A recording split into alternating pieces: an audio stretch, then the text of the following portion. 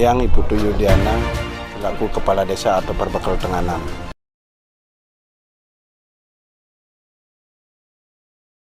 Kalau sejak kapan garap panen ini dilaksanakan, kami orang-orang Tenganan tidak tahu dari kapan tradisi ini dimulai dilaksanakan. Tapi kami yakini karena terkait sejarah orang-orang Tenganan Pegeringsingan adalah orang-orang prajurit dulunya, di mana kami orang-orang Tenganan Pegeringsingan memuja Indra selaku dewa perang, karena kami kan prajurit.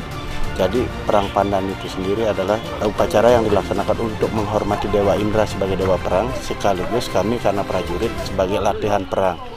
Nanti di akhir perang pandan juga ada upacara Mekari, itu intinya di terakhir, di mana para sesepuh kami keliling atau memutar dengan searah jarum jam dengan menggunakan memegang daun pandan, tapi para prajurit yang lain atau krama desanya berputar ke arah yang berlawanan. Itu adalah interpretasi bagaimana masyarakat Tenganan mengingat sebagai strategi perang. Kemarin di hari pertama, para daha atau gadis kami harus naik ke puncak bukit melakukan persembahan. Ada 3 pura di bukit, ada Kubulanglang, ada Nage Sulung, ada Tegal Gimbal.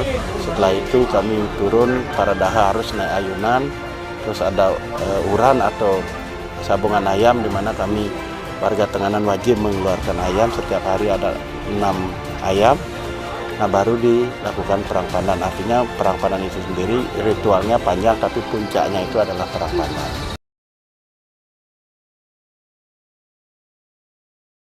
Kalau makna perang pandan bagi kami sendiri adalah sebagai, kalau perang pandan itu sendiri atau Mekari-kari itu kan dilaksanakan saat usaha bersambah. Memang perang pandan itu adalah puncaknya. Terus usaha ini berlangsung selama sebulan penuh. Kami mulai upacara dari tanggal 2 Juni, di akhir acara adalah puncaknya memang perang pandan akan berakhir di tanggal 2 bulan Juli, itu upacaranya aja. Nah, kalau inti dari atau makna dari perang pandan itu sendiri adalah sebagai kami warga Tenganan Pegeringsingan untuk menghormati Dewa Indra sebagai dewa perang, sekaligus kami karena terkait sejarahnya kami prajurit sebagai latihan perang dengan menggunakan tamyang atau perisai, senjatanya menggunakan daun pandan berduri. Nah, tapi dalam perang pandan itu sendiri tidak ada menang kalah, tidak ada dendam, karena ini murni adalah ritual. Pada intinya perang pandan itu dilaksanakan oleh para turune atau para pemuda kami. Nah, intinya mereka yang melakukan acara perang pandan, tapi bagi kami siapapun boleh ikut perang pandan karena pada prinsipnya adalah ngayah. Tapi kami warga Tenganan mengutamakan dulu anak-anak kami, pemuda-pemuda kami, tapi selebihnya di akhir kami memperbolehkan masyarakat lain untuk ikut berpartisipasi. Tapi persiapan khusus kami rasa tidak ada. Artinya mereka hanya wajib berpakaian ala Tenganan, di mana pakaian adat kami tidak pakai baju, pakai gambar. Nah, ini mereka wajib harus ikuti itu, tapi persiapan khusus seperti ini tidak ada. Cuman ritual upacaranya tetap harus dijalankan. Kalau persiapan pribadi saya rasa tidak, tapi perlu diingat kembali perang pandan itu sendiri tidak ada menang dan tidak ada kalah. Nah, di akhir upacara ini kita kan ada menggibung jaje atau makan bersama jajan, di mana biasanya saat itu mereka yang ikut berpartisipasi saat perang pandan diobati dengan boreh kare, di mana boreh ini dibuat oleh para dehe atau gadis. Itu campurannya terdiri dari kunyit, lengkuas sama cuka. Ini mungkin antiseptik ala Tenganan.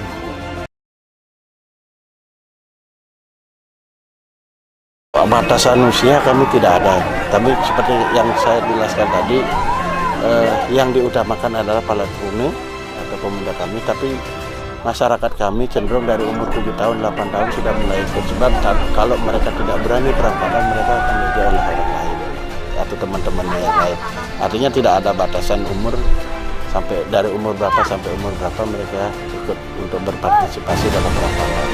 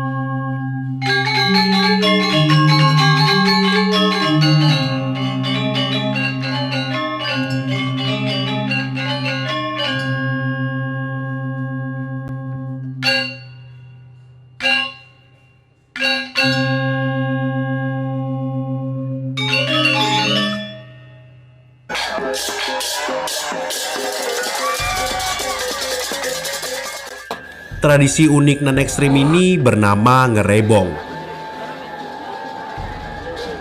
yang berasal dari desa Kesiman, Bali.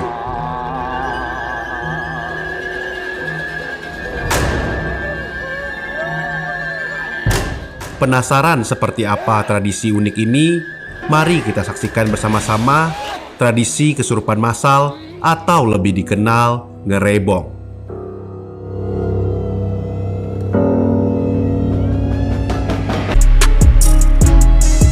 Acara ngerebong atau disebut pengrebongan oleh masyarakat di sini berlangsung 2 kali setahun. Biasanya dilakukan 2 minggu setelah Hari Raya Galungan. Acara ngerebongan ini memang menjadi salah satu upacara besar bagi Banjar Kesiman. Itu terlihat dari banyaknya masyarakat yang berbondong-bondong ikut serta dalam tradisi ini. Saking ramainya, di sini pun menarik banyak pedagang kaki lima untuk menjajakan jualannya.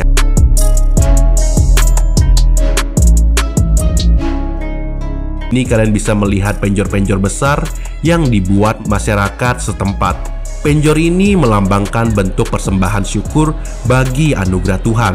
Oleh karena itu, penjor ini didesain sedemikian rupa, sekreatif, dan semegah mungkin. Pembuatan penjor ini lumayan memakan biaya, kisarannya puluhan hingga ratusan juta rupiah per penjornya. Di acara kali ini ada puluhan penjor, dan jika ditotalkan, biaya pembuatan puluhan penjor ini bisa menembus miliaran rupiah. Para masyarakat berbondong-bondong ke pura dengan membawa bekal atau sesajen untuk kebutuhan upacara. Dan tentunya aku pun tidak ingin kelewatan. Selama acara, dalam sehari bisa ada ribuan hingga puluhan ribu warga yang datang ke tempat ini. Acara pengrembongan ini sangatlah meriah karena ada pawai atau arakan dari setiap desa dan ada iringan musik tradisional.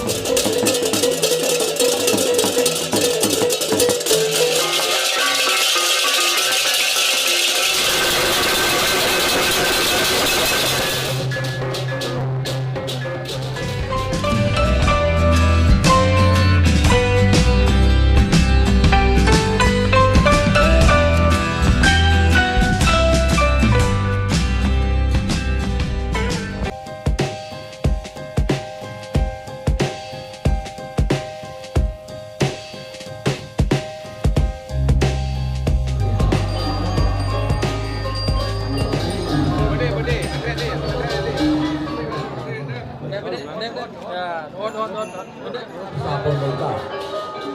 Jadian sampun longar-longar.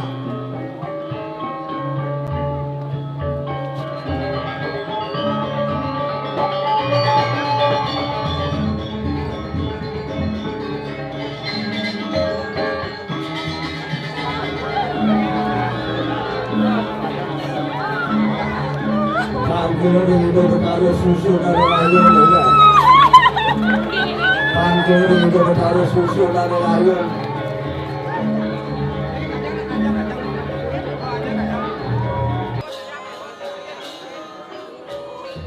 Acara puncaknya adalah bagian di mana warga-warga di sini kesurupan massal. Kesurupan massal ini terjadi secara tiba-tiba dan bisa terjadi kepada siapa saja.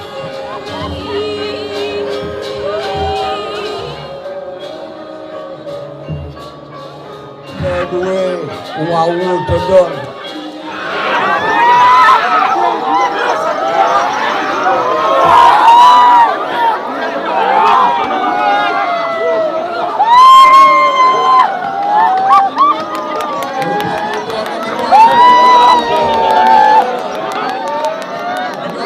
Namun juga tidak semua masyarakat yang menghadiri upacara akan mengalami kesurupan ini.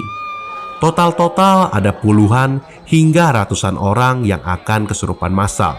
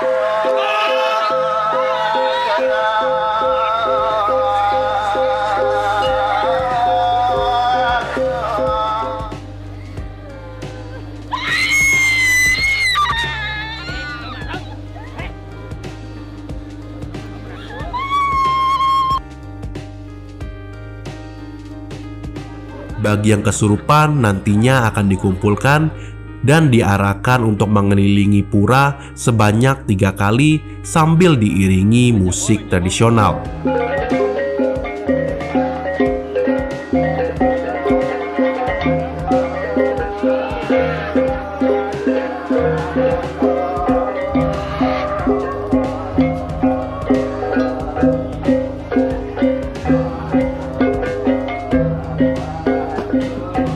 Nuansa kesurupan massal ini sangatlah mencekam dan histeris. Mereka yang kesurupan akan menangis, berteriak, menari, bahkan menancapkan keris pada bagian tubuhnya atau biasa disebut ngurek.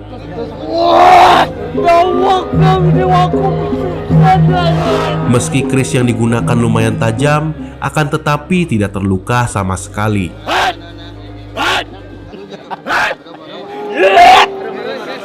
Ritual akan diakhiri pada saat putaran ketiga mengelilingi pura atau saat matahari tenggelam, sehingga roh-roh yang masuk ke dalam tubuh masyarakat akan dipulangkan ke alamnya.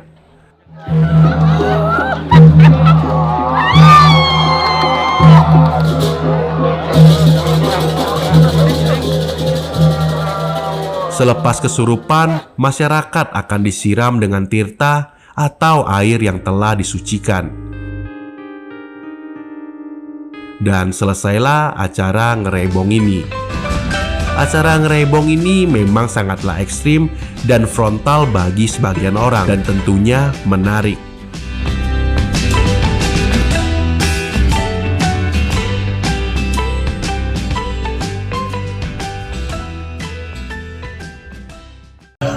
Upacara ngaben di Bali merupakan pemandangan yang menarik bagi para wisatawan yang berkunjung ke Pulau Dewata.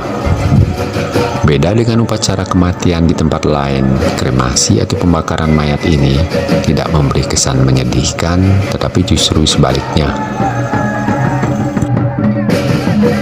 Jasad orang yang diantar ke kuburan pada upacara ngaben di Bali diiringi suara gegap gempita musik tradisional Bali yang disebut bleganjur.